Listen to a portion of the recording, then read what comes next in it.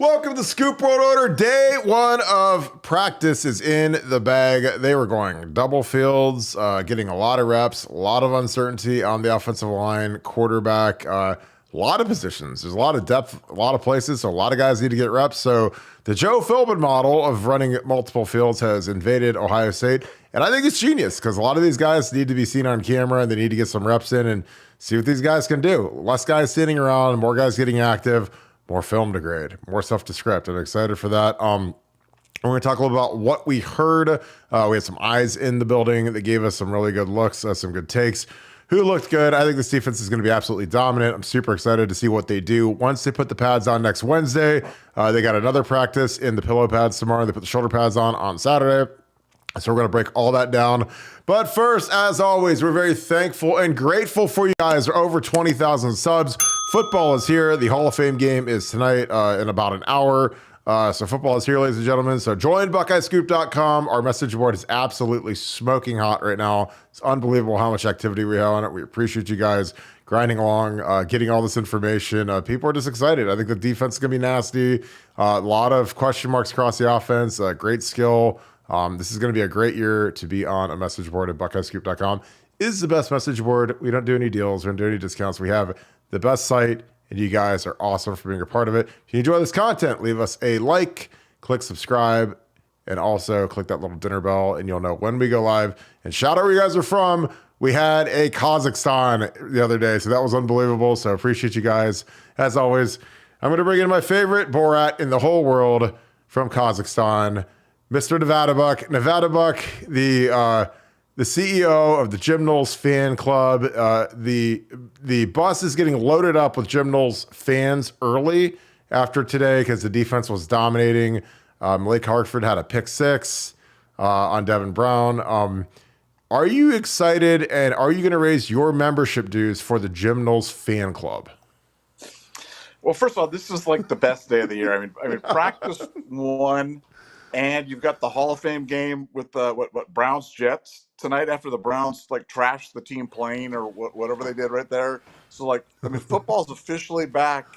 So this is the best day of the year, man. Like the saddest day is always when the last game's over and you know that we're gonna have to go another 6 months, whatever it is about football. But it's back. It's officially back, and we got it. And let me tell you what, this might be the deepest Ohio State team that I've ever seen in my time watching Ohio State football. I watched Ohio State football a long time, seen a lot of great teams. I'm not sure how great they'll be, but in terms of talent, we are talented. We are talented at every position across the field, and I have very, very, very few question marks about anything on the team. And last question mark I have is about the defense is going to be absolutely dominant, and there's going to be a lot of people that are going to be eating a lot of humble pie this year because – you know, it wasn't enough for Ohio State to have gone from 48th to 8th at defensive efficiency last year, or to improve in points per game, points per possession, yards per possession, yards per game, so third down efficiency. That wasn't enough for some folks.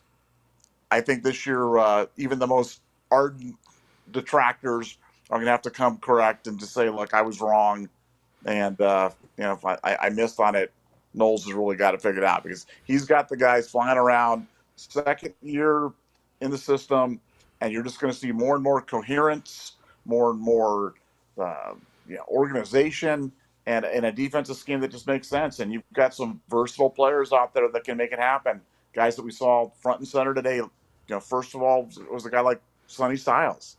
I mean, Sonny Stiles is a guy that we barely saw at all last year. Could be the linchpin of the defense this year. A guy like Jihad Carter. Jihad Carter. Not a lot of people talk about him. We talk about a lot of the transfers coming in. And it's like, you don't hear a lot about Jihad Carter. Let me tell you right now, he is really good. Like, really good. Like, as in, way better than I thought he was, way better than a lot of people thought he was. Jihad Carter is the truth. And that guy can do it all. I'm actually shocked how good he is.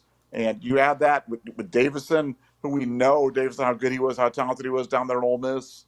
And, boy, this is a talented defense. They're going to do a lot of good things. And I think they're going to be the strength of the team in a year where I think this team's got all the elements to go right to the end and compete right for the national championship. And I really believe that when the dust settles, the Buckeyes are going to be right there. I agree. Like, I think that the defense is going to have to carry this team. I don't think it's going to be as efficient on offense. I mean, because we've been as efficient as anybody in the country. We've been number one multiple years in a row.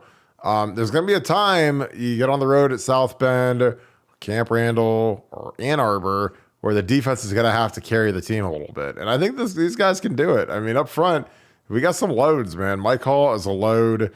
Ty Hamilton is a monster. I think those will be the two starting inside guys. Ty Leak, rotating in. You don't really have a starter at defensive tackle. There's really three guys that are starters. You mix in Tywin Malone. I mean, the thing that's really enhanced the depth is we've gotten some really nice depth pieces in the transfer portal, like Tywin Malone, like Davidson Igbinosun, like Jihad Carter, like Jimmy Simmons, Josh Simmons, whatever you want to call him. And those add up. When you get some good guys in the portal, Chip Trainum, you subtract some guys that might have been misses. You add guys that are very, they're plus players, they're good kids, and they're great athletes. So it helps strengthen the middle part of your roster to the point where you don't feel terrified putting some of these guys in the game. Like in the olden days, like it was like if you missed on a kid, you were kind of stuck with them for 3 or 4 years. If you were a program that didn't really process, like we weren't ever under Trussell, we got to be a little bit more under Meyer, a little bit more under Day, but now it's like we get, you get some guys that are really good players in the middle of their careers and they're huge ads. And I think that, the story of the team is going to be Jack and JT at defensive end. I really think they're going to have a fantastic year. I think the pass rush is going to get opened up a little bit more. It's going to be a little less cage rushing. Cage rushing, for those of you who don't know, is kind of like a bull rush. You rush to the feet of the quarterback, kind of keep him in the pocket. It's not really the artisan's choice of bull rushing. It's kind of like the vanilla pudding of bull rushing, and nobody likes vanilla pudding. Like, it's not exciting. No restaurant serves that for a dessert. They want something exotic and something fun, and that's what these pass rushers want to be able to do is just cut it loose and get after it. And it's going to be exciting to see at tackle, man. I mean, Donnie Jackson is, you can put his name in at ink at left guard, Matt Jones at ink at right guard. But then, I mean, it's like every few snaps, the way they're rolling these kids, I mean, Donnie can look out to the left one play and see Luke Montgomery. The next play, he's going to see George Fitzpatrick. The next play, he's going to see, whoever. I mean, they're rolling these guys through. So there's not really like a set. I mean, there's kind of a set first group, but with the amount of rotation that's going on, it's not like it's been in the past where it was like, this is the first team. And, like Paris and Dewan are out there with the first team at first team tackle. Now, I mean, there's legit 3 left tackles and 3 right tackles that are fighting for the first and second spot, and it's a fierce battle. Like, I mean, it's one of those things where, Josh Fryer obviously is the guy taking the first turn, but, with the amount of depth that we have, Ryan Day has to see these guys go against JT and Jack. Like, you could look great against Kenyatta and Caden Curry, but, if you're going to be the starter, you have to be able to block JT and Jack because they're 2 of the best ends in the entire country. And they're a tall task for anybody. So, I mean, JT and Jack were dominating today. These guys got to get their minds right when they're going against them because they're the best in the nation. And I think that'll make these tackles really, really good at pass blocking. My senior year, Alex Boone and I, we had to go against Vernon Golston and Cam Hayward every day. 2 first-round picks. Cam's a fringe Hall of Fame type guy. And, you better eat your Wheaties because if you don't, you're going to get smoked. And we always knew that, and it made us better because, you couldn't take a day off against those guys. You're going to get wrecked, and it's going to be a rough day and a rough film session. Nevada, who else? You talked a little bit about Davison. I'm going to throw his, we actually say, let's throw in his high school highlight film because we're trying to look for some film of him playing slot, a little bit of nickel. You had Sonny Stiles actually starting at nickel, and guess what? He started at nickel today. Who would have known? Sam linebacker nickel spot. He's the perfect hybrid player for that. Talk a little bit about Sonny. Where does he fit in your projections? I think he's one of the 5 best players on the defense already. I think he's going to be a day 1 starter. But what are your thoughts on Sonny and some of the other guys at the second level of the defense? Well, Sonny, first of all, don't get caught up on the terminology. This is, again, part of our thing when we talk about on these podcasts. We're trying to make you smarter fans, better fans, more educated fans, guys that aren't just like recruiting, reciting the pablum that's out there. Forget nickel, bandit, adjuster, whatever. Think Darren Lee position. Think 2015 Darren Lee, and just get in your mind what Darren Lee did for the OSU defense in 2015. And that's what Sonny Stiles can bring to the OSU defense in 2023. You've got a guy that's big enough to support the run on early downs, athletic enough to participate in coverage on passing downs, and opportunistic enough to be able to rush the passer if you want to blitz him. So he's really the perfect hybrid. He's a guy that's going to move around. These things are not binary. It's not like Sonny Style comes on and this guy goes up. These pieces all move around. There may be sets where they leave Steele and Sonny on and take Tommy off and bring Davison in, or they might take a defensive line then off and bring Davison in, or bring in Jihad Carter, bring in an extra cornerback. I mean, there's all sorts of different combinations. But Sonny Styles being so versatile, being that Swiss Army knife of versatility, I mean, he is. He's just best guys play, and he can help you in so many different ways. The OSU defense is kind of building around him right now, and big playmakers like that, you just can't have enough of them. And I think he's going to be one of the keys to the OSU defense in 2023. And it started today with him running right from the offset with the ones, and he's never going to look back. Yeah, I agree. I think that's the kid that you've got him for 2 years, so you better break the glass. And if his ideal position is will linebacker, but you've got Steele there, you better find a spot for him at nickel. Honestly, it's the exact same thing as when we played Paris Johnson at guard in 2021. Like, he's a prototype left tackle, but you got Nick Petit-Frere and you got DeWand.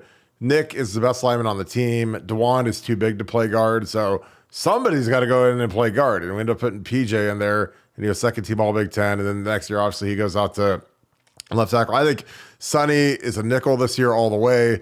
Next year, when we lose our two linebackers, we lose Tommy, we lose Steele, I think he moves into will linebacker. I think he grows into that, and he becomes just a fantastic All-American type linebacker next to CJ Hicks. Cody Simon has a year of eligibility left, and he was named Iron Buckeye. So we're going to talk a little bit about that. So they do an award every year called the Iron Buckeye. It's kind of interesting when you see who makes it, because I like the premise, but I don't love it.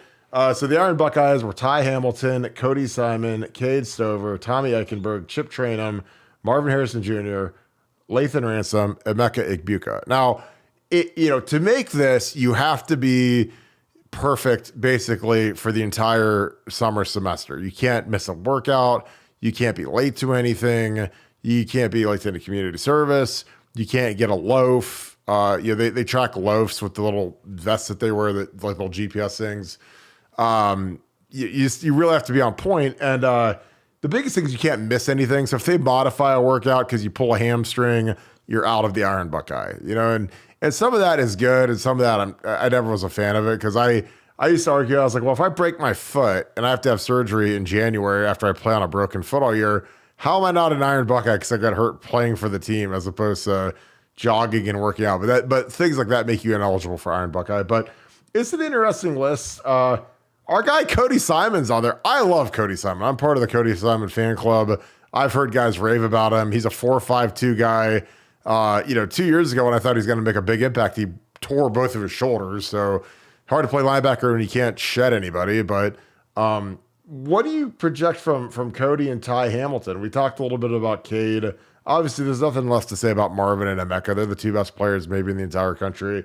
But what do you project for Ty and Cody and Chip and Cade? I mean, we talk about Lathan and Tommy all the time, but some of these other guys, Nevada.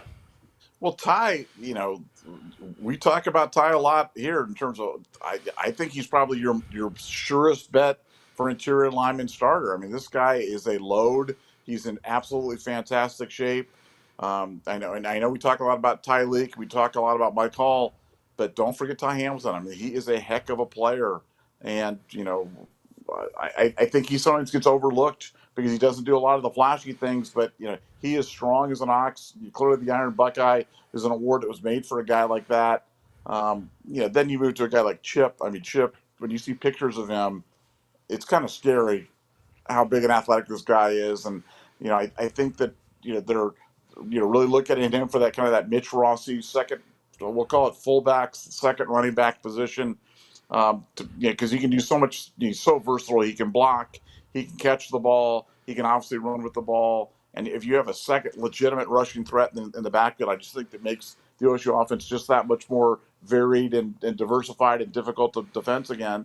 And I'm going to throw one more guy onto the Iron Buckeyes that didn't make the Iron Buckeye. He's not one of the 8. He's not one of the 8 official Iron Buckeyes, but he's on Nevada Bucks Iron Buckeye, which is George Fitzgerald Fitzpatrick, because he is so big. Have you seen how big that guy? Have you seen pictures of how big he is? I mean, he looked like a Sasquatch at the spring game. I know that. He's a big dude. He is a big dude. This guy, like, what I saw, it really was kind of stunning, because I'd always thought of him as kind of a 265, 270 guy in high school, and now you see George, and it's like he looks like the Mountain from Game of Thrones, or he looks like Taylor Decker out there. Like, he's just a big, country strong guy, and I think this is a guy who's a natural left tackle, a guy that's born for that position. I think Josh Fryer, who I'm the biggest Josh Fryer, fanboy in the world. I think Josh is better on the right side. I think he's better on the right side. He doesn't look as natural to me on the left. To me, a guy like George could take that left spot, could grab it, and could start for 3 years there. I think he's that good. But I just love that we've got so much versatility on the offensive line. I love the fact that we've got so many guys competing for spots. I know a lot of people had a lot of questions about it, but we've got a lot of dudes. I've said this many times, but we're short on experience, but we're long on talent. And these guys just need the opportunity to go in, because once they go in, I think you're going to see that we're not just 5 deep. We're not just 6 deep. We're probably 8, 9, 10 deep on the offensive line in terms of guys that can play.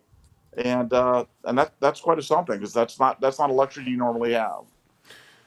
I totally agree. I saw this photo. I had to pull this. This is like the best part of the day for when you're done with camp. These guys get to dive in these big ice bins. We see Carson Hinsman. We see your boy Justin Fry's in there. I was like, I know his knees are hurting. They've been on that grass all day. But this part of like what a lot of people don't see post practice is like that ice bath. And ice, it's funny because ice baths are like so in vogue now. Everyone's like, oh, you got to get a home ice bath. And I was like, I did those things for 20 years, and it's the greatest thing you could ever do to your body after a practice like that. So shout out to the training staff for getting that done. I agree. I think that there's some guys, we should probably do our own Iron Buckeye list. Some of the guys that we think should have made Iron Buckeye. I've heard a lot of stuff. I mean, I can't imagine like some of these kids like Donnie Jackson and, these guys were putting in a lot of work, like late night work. They're doing stuff that a lot of these groups never did before, where they come back at night, get work in. So, I think that's very admirable. We got a super chat. Appreciate you, D. Sonny. We're going to throw this on here. Super chats are automatically answered immediately. It's like skipping the line on the TouchTunes machine. So, from D. Sonny, our boy, if Emeka was on another team and was a featured wideout, can you give us some players from the past that he would compare to? Who would Emeka compare to? Wow. To me, like, if we're going Ohio State guys, Garrett Wilson. If you're going NFL guys, like when Robert Woods was like really, really good with the Rams, like he's kind of like that kind of guy where you can handle the ball in a jet sweep. He acts like a running back. He can literally do anything. He's tough as nails. He blocks. Perfect character. What are your thoughts on that? That's a great question, D. Sonny. On who does Emeka compare to? Do Ohio State and then just do like an NFL comp if you can think of one. I mean, for Ohio State, maybe that Terry McLaurin. He kind of reminds me of T-Mac a little bit in terms of the way he approaches the game, the way he can catch the ball, the way he can run. From an NFL wide receiver standpoint, wow, man. So many guys out there that, I'm going to go with. I'm going to go with Marvin Harrison. Marvin Harrison Sr. That's what I'm going to go with there. So you've got Marvin Harrison Jr. The dad is almost like he's Marvin's papa out there on the field. No, I think he's a very technical route runner. He's very, very smart. He's got all the attributes you want, and like you said, he gets overshadowed a little bit because you're playing with Marvin Harrison Jr., who is the best wide receiver in the country and is one of the top 5 players in the country. But Emeka, he was so highly regarded coming out of high school. And this is one of those occasions where the ratings guys got it right. Since the moment he set foot on campus, he has shown that he's been legit and taken a backseat to anybody. And you just hope knock on wood, I hate even to talk about this stuff, but after what happened last year with Jackson Smith and Jibba, you got to say it. You just hope that we can stay healthy and just see these guys go the whole year together, healthy and run around out there, because they're gonna put up just massive numbers, and that'll be a lot of fun to watch. Yeah, the more I thought about it as you were talking about this, he reminds me of Deebo Samuel. He's not quite as big as Deebo, but he's got the same skill set in terms of the versatility, the ability to use him on gadget plays, which I hate the word gadget plays, but he's a guy that, you give him the jet sweep, you give him the reverse, you give him the bubble screens. He's a guy that can dominate the game. And he's a guy that, we had guys I played with, Teddy Ginn was a fantastic player. He wasn't a great bubble screen guy because you kind of have to you have that running back trait where you can get loose in a short space and a quick area. And Teddy was great at that. He'd reverse field, and he was probably the best reverse runner in the history of Ohio State. But that short area bubble, you need kind of that running back skill set like that. And I think that Deebo Samuel's a great comparison to him as well. Who are some other guys that you're looking forward to hearing more about? Like I said, I think that our DNs are going to be a nightmare for the tackles in camp. And I think that they got to roll these guys through and see who can block our two good ends. Because if they can just hang in there a little bit against JT and Jack, they'll be able to handle almost anybody. Because I don't know who on our schedule. I'm sure Penn State probably has one. Sure, Michigan's got one. But, they don't, this isn't a year in the Big Ten where I'm like, oh my God, J.J. Watt, Ryan Kerrigan. Like, there's been years where I look at the schedule and it's like every week is a first round pick. And I don't really see that, honestly, from the pass rush standpoint. I know Michigan's got the McGregor kid who beat Paris for a sack last year in the Michigan game, but I don't know if he's a first round kind of guy. And those are really the only guys I really truly worry about are the guys that are going to go top tier, because those are the guys you have to game plan around. The rest of the guys we should be able to block because we're at Ohio State. But who are some other guys that you're excited to hear more about and heard some buzz about today? Well, I mean, for me, again, a guy that we're not talking about a lot, but maybe cornerback number one is Jordan Hancock. Jordan Hancock is, he couldn't have been more highly regarded coming out of high school. Come to Ohio State, really hasn't done much. I think he's grabbed one of those starting cornerback spots, and I think that gives Ohio State the luxury now to have Denzel Burke and Jordan Hancock on the outside, and to move Davison there to the slot corner, because Davison's a little bit more strapped up, a little bit more physical, can scrape off that, play the run when they've got him in those types of situations. And I think it gives Ohio State a lot of versatility. But Jordan might have earned himself a starting cornerback spot with some great work over the past 12 months, kind of flying under the radar, and as much as a highly regarded guy like that can fly under the radar, but he's a guy that I want to watch carefully through the fall, because Ohio State's so high on him. Let's see what he can do against these great wide receivers. If he can hold up and not get burnt, but he'll certainly be battle tested by the time they kick it off for real, because every day in practice you're going up against the best of the best, and that only makes you better. Yeah, I agree. I just had Marvin on the screen. Obviously, Kenyatta Jackson's guy's got a lot of hype, big looking dude, a guy that we need. Because I mean, right now, if you're talking about how strong the defense is, like there's some questions I have are who's the third defensive end behind JT and Jack, who are obviously 1 and 2 by a country mile. Is it Kenyatta? Caden Curry's lost a little bit of weight. He's a little quicker now. Who's that next guy? Can we get something out of Hero Canoe this year? Can we get that rotation going where these guys can really go 1,000 miles an hour? Or are JT and Jack just going to have to carry the load because you don't trust that next guy? That's going to be something that's going to be real fascinating to watch, because there's going to be some major battles there with that second unit between the second O-line and second D-line, because you're really trying to find who's your third tackle, who's your third defensive end, who's your next guy in. I've heard a lot of stuff about Enoch, kind of up and down, a little inconsistent.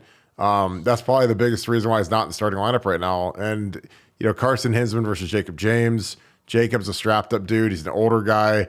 I think when you're, a fourth year guy, he's the same age as Luke Whippler, who's actually going to be starting for the Browns tonight. And, that's what training camp's for. I mean, it's not, again, I never went into training camp trying to make friends or be buddies, because I wanted that spot. I wanted to play. I don't care what it took. I was going to fight and do everything I could to stack good days on top of each other until I won the spot. And then once you are the starter, you got to just keep, cranking that out and, making yourself better day over day. Expansion. We got to talk a little expansion, Nevada. It is about to go crazy. What are you hearing? We've broken more expansion news than anybody in the country in terms of you breaking the USC story to the Big Ten, Oregon, Washington, Florida State, Clemson. What is the latest on expansion? And is the Big Ten about to take over the entire world? Yes, and for people that know that are part of our site, we've got a poster staff member of the Oracle, who's the official expert on all things expansion. Has some really good expansion nuggets in the past, but the Oracle is just cranking stuff left and right. And I can say without equivocation right now that the Big Ten is about to expand by 2 teams, and Oregon and Washington are about to join. They're going to come on a deal they're taking less money than the other teams are taking, because the Pac-12 deal came in at $20 million per year, streaming only. They need it over the air. They need a broadcast deal. They feel like it puts them at a real disadvantage, obviously financially, to take a deal like that. And Oregon and Washington will soon be announced as members of the Big Ten. And things just got really interesting. I mean, I still pinch myself about USC, UCLA, but now we're talking about Oregon, Washington. You start thinking about these matchups every year, where you've got a home game against SC and Oregon, and then a road game at Washington and UCLA on top of the other schedule. I mean, from a interest standpoint, from a season ticket holder standpoint, from a suite holder standpoint, from any stakeholder for Ohio State, this is just very, very exciting news. Huge additions to the football side of things. Great academic institutions as well. But Oregon and Washington will soon be announced as the next members of the Big Ten. You can mark it down. It's happening. It's going to be fantastic. Again, I was fortunate enough to play at Washington in 2007. We actually played them at home in 2003, my freshman year, my first game ever in the shoe. Then my senior year, they bumped it back and we played them out there. And it's a beautiful place to go watch a game. Outson, I've never been to. We canceled the game with them because of COVID. It would have been awesome to go out there. Like, I love these West Coast just because it's fun to go out there and just kick it, watch the team. I know a lot of people love going on these road games. Shout out Peoples. Buckeye, I had lunch with him today. He was talking about how excited he's to go to Madison. We have another super chat. Appreciate you. All right, Brett. Do you think Lincoln Kienholz could have started if he enrolled early? Do you think he's the odd man out once Norland comes in? Well, it's interesting because Lincoln was kind of all over the place. Obviously, it's his first practice. He didn't get here till summer, so he missed spring ball, which is crushing for his development. And, I'm sure there's going to be a little learning curve and a speed curve coming from the ball that he played in, but I've heard nothing but fantastic things about Lincoln. I don't think he's the odd man out. I think that there's a real chance one of our top 2 guys transfers after this year if they lose the job to go start elsewhere. Because, again, at the end of the day, these quarterbacks, they're in high-stakes poker, and they all want to play in the National Football League. The money is too great. So whoever wins between Kyle McCord and Devin Brown, I think the loser is going to take off after the season. And then you're going to have Lincoln and Air battling for that next spot and maybe another transfer portal guy just to get some depth in there. But I think Lincoln's going to have a great career here. I've heard stuff from people that I really trust who've been around Heisman Trophy winners, who've been around big-time players. It's not like it's their first rodeo and they've never seen a player before, and they loved them some Lincoln Kienholz. I mean, they called him Joe Burrow Fast Twitch, which, again, Joe Burrow is about to be the highest-paid player in the National Football League. So when you say highest-paid player in the league, except a faster, more athletic version, that raises my eyebrows. And that's not hyperbole. That's from a great source. So I think he's got a bright future. Now, today he's a little inaccurate, was forcing things, throwing it, kind of short-arming stuff, got some mechanical stuff going on, was throwing it down at the receiver's feet. But he's a freshman. He's 18. He has no pressure on him. I'm sure he's probably pressing, trying to, be that guy that can start as a freshman because he's a competitor. But, I think that his future is really bright.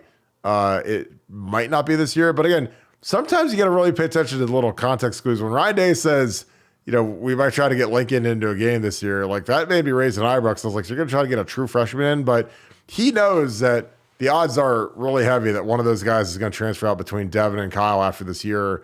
And you better have that backup, get some meaningful snaps in, and throw the ball a few times in a real game, because come next year, man, I mean, when the bullets are flying, you better not have a bunch of green guys like just Aaron, just Lincoln, who've never done anything before behind them. What are your thoughts on that, Nevada? Yeah, I think it's a tough ask to have somebody come in over a guy like McCord who's been here multiple years, or a guy like Devin who's been here for a year, at any position, but especially at the quarterback position.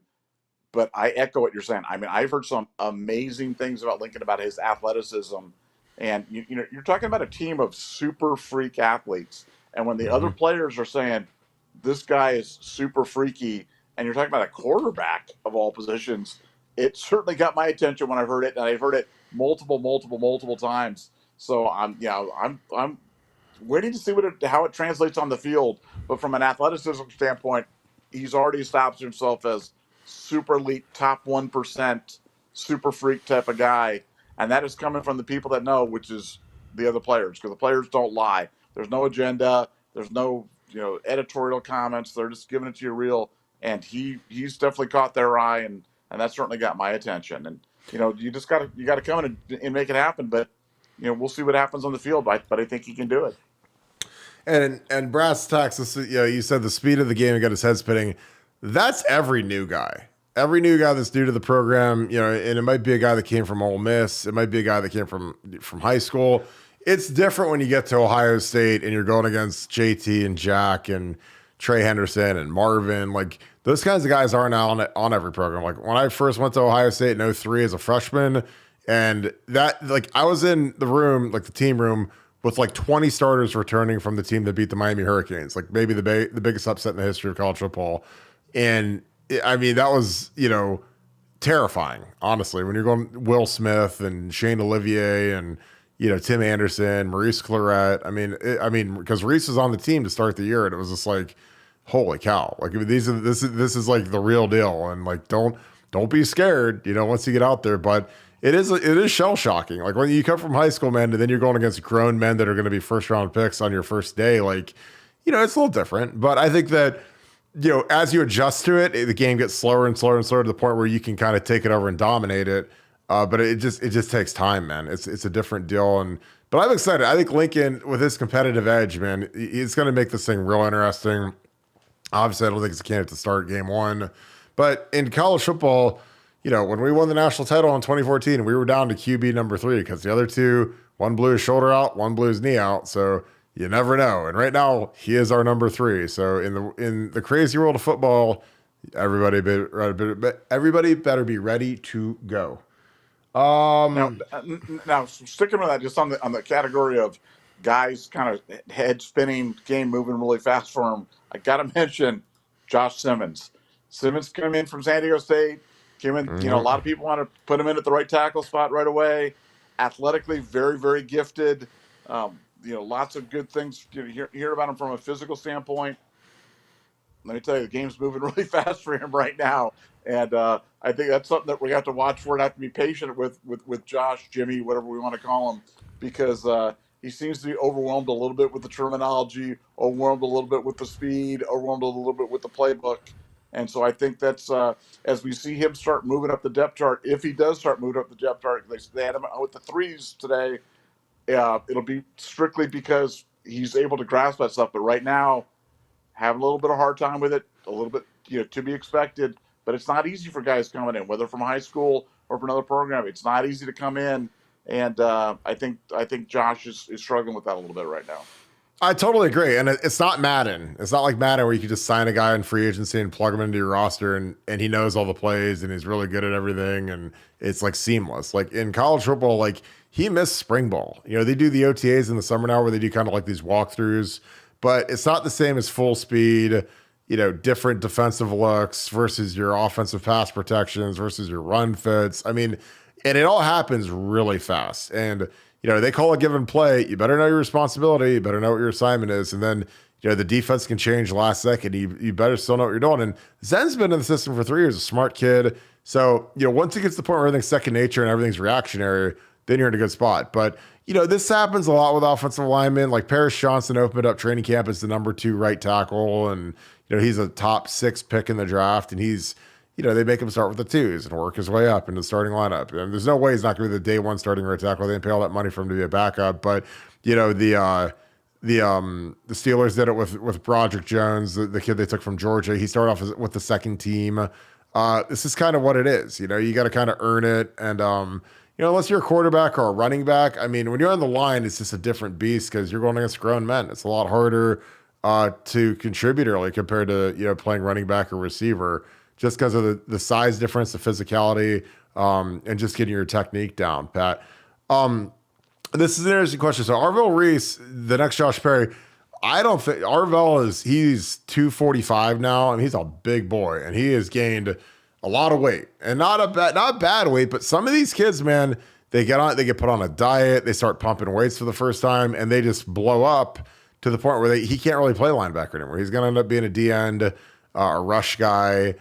He's too big. I mean, that was part of the reason why they went after Nigel Glover, is because Arvell was supposed to be a linebacker, but once they started feeding him and he started lifting, like, you can't keep the weight off some of these guys. Kind of like Sonny Stiles. Like, Sonny Stiles is going to outgrow nickel by next year because he's going to be 235, 240 running a 4.4. He's going to be like one of those freakazoid Micah Parsons kind of guys because that's what his frame is. And again, he's still only like the age of our true freshman. Like, he's still only Brandon Innis's and Carnell Tate's age, but he graduated a year early. So people forget that. He's out there as a true freshman starting, and he's just that kind of a difference maker where he's already, been in the weight room for a year. He's already been in the program for a year. He already knows the defense as well as anybody. And that's such a huge benefit if you're mature enough to do it. And he's one of the rare guys that can skip a year of high school, reclassify, and actually play. Like, he played in Leonard last year, and now he's starting as our Sam Nickel, and he'll probably be our starting Will next year. Oh, we're going to see what we're doing on time. Yeah, about 36. Nevada, you got anything to wrap this thing up? We get the Browns coming up in about 5 minutes. Anything to wrap this thing up, Nevada? Well, I just think, you're talking about pass rush and how do you generate pass rush, getting past JT and past Jack. Sonny Stiles, man, I'm telling you, that Baron Browning, kind of stand him up, bringing him off the edge type of thing. Watch that. I know they're playing with that. I know they're playing around with that. You talk about Micah Parsons.